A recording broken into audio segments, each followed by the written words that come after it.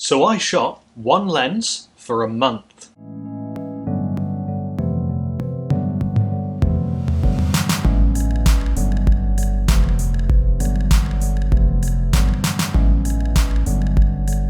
Hi, I hope you're all well. My name's James and welcome to the channel.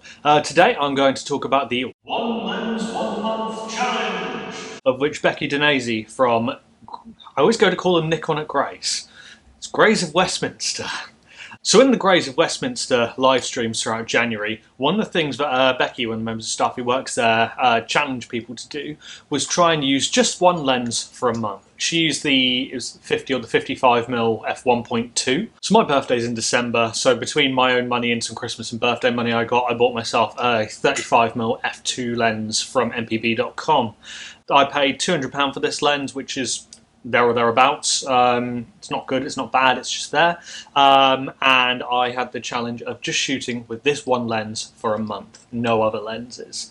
Now, you could shoot it on other cameras. One of the reasons I got the Nikon 35mm f2D is one, because it goes on my film cameras, two, it goes on my Sony, three, my wife has a Nikon D90, so it's just another camera I can use it on. I've really fallen in love with the Nikon system. I really like how they work, I really like how versatile they are, and the fact that I could use this on a relatively modern autofocus camera and it will autofocus, and these things are fantastic for that. I also use it on my Sony A7ii, which is filming me at the moment. And this is also a brand new camera. Well, a brand new camera to me. This is a Nikon FA. This is the most advanced manual focus camera that Nikon ever made. It's got matrix metering. I think it was the first Nikon camera to have matrix metering, and it has center weighted as well. It goes up to 1/4000th of a second. It has a lovely titanium shutter in a honeycomb shape, which is wonderful, which allows it to get so fast. So I thought, new camera, new lens. Let's stick to it and see what we can do. Most of the images shot in today's video were using this camera.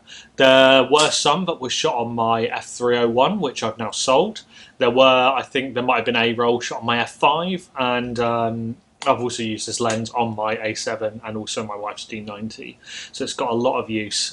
This worked out quite nicely because my 50mm f1.4 broke, and by broke I mean I dropped it. So there are a couple of things that I kind of had to get used to with this lens, the 35mm. Firstly, one, I am pretty much, for the most part, shoot exclusively on a 50mm. I really like this focal length, I really like how it looks and the images, and I just absolutely adore this lens, and I'm so happy to have it back. So yeah, this lens works really well for me. A couple of things that I did find with the focus, so this has a much closer focusing distance to 35mm. This can focus down to 25 centimeters, whereas the 50 can focus down to about 45 there or thereabouts. Still pretty close, but I do love using a lens really close up. The main thing that really threw me off was when I was focusing basically near on infinity, which, so this camera, the last kind of measured distance of this lens is 2 meters, and then it goes to infinity. So I did find that sometimes when I was shooting on the manual focus film cameras, that when I was it wasn't quite infinity, I was focused at infinity and I cocked up the shot basically. So, but that's just taken a little bit of training and just me really focusing on the split image on the viewfinder just to get that right, and I think I've kind of worked on that now, so that's fine. That was a little bit of a teething issue. That was it really, you know, they're tiny, they're really small and compact, not pocketable, but certainly chuck in a bagable, and between this and the FA, it's a very tiny setup, which is fantastic, is what I love. Now I just want to get an 85 to complement these two, but that'll be down the line. Anyway, now for some images.